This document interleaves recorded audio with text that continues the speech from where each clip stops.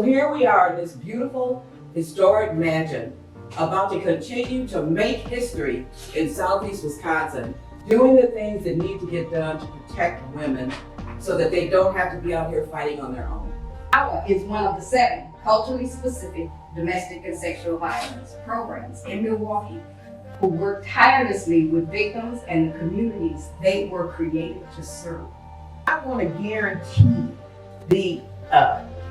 Hmong women in this community that I will continue to make sure that the resources to help people move toward healing are there. We also have to develop power within our community to be able to bring in resources, to really be able to impact policies that impact the lives of clients we work with. We believe that when you invest in us as HAWA, us as Southeast women and queer and women leaders in our community, you are investing in community infrastructure that is the very backbone of what keeps our community safe.